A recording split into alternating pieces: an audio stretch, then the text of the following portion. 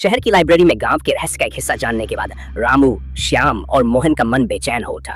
उन्हें अब यकीन हो गया था कि चंदनपुर का पीपल का पेड़ और वह सफेद साड़ी वाली औरत किसी न किसी तरह 20 साल पुरानी उस महिला से जुड़ी थी जिसे गांव वालों ने जिंदा जला दिया था। तीनों ने गांव लौटने का फैसला किया, लेकिन अब रात हो चुकी थी। गांव तक पहुंचने के लिए एक घने जंगल से होकर गुजरना जरूरी था।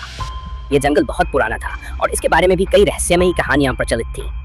गांव के लोग कहते थे कि यहाँ रात को अजीब अजीब आवाजें आती हैं और कई बार लोग रास्ता भटक जाते हैं। लेकिन तीनों को जल्दी से जल्दी गांव पहुंचकर सच्चाई का पता लगाना था। उन्होंने हिम्मत जुटाई और जंगल में प्रवेश कर गए। जंगल का रहस्यमय माहौल। जंगल घना और अंधकारमय था। चारों तरफ सिर्फ पेड़ों के पत्तों की सरसराहट और जंगली जानवरों की धीमी आवाजें सुनाई दे रही थी। हल्की हल्की हवा चल रही थी, लेकिन यह हवा अजीब थी, जैसे कोई फुसफुसा रहा हो। जैसे ही वे जंगल के अंदर गए, उन्हें ऐसा लगा जैसे कोई उनके साथ साथ चल रहा हो। मोहन ने धीरे से कहा, तुम्हें भी ऐसा लग रहा है कि कोई हमारे पीछे चल रहा है?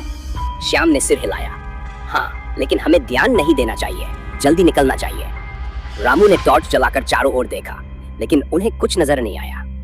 डरावनी आवाजें और कुएं के पास बैठी औरत। कुछ ही देर बाद हवा और तेज चलने लगी।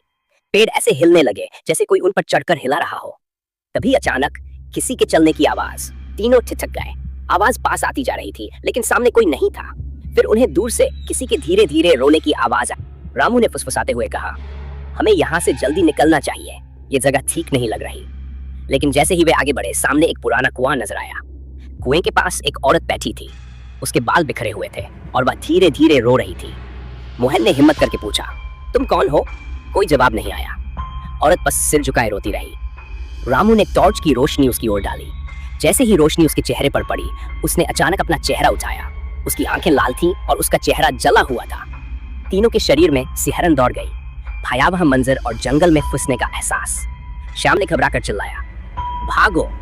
तीनों दोस्त जान बचाकर भागने लगे। लेकिन जैसे ही वे जंगल से बाहर निकले, वे वहीं खड़े थे जहां से उन्होंने भागना शुरू किया था, उसी कुएं के पास। तीनों की सांसें अटक गई। मोहन कांपती आवाज में बोला, ये कैसे हो सकता है? हम तो भागकर बाहर निकल गए थे। रामू की समझ में नहीं आ रहा था कि यह सब हकीकत है या कोई भ्रम। तभी पीछे से फिर वही रोने की आवाज आई।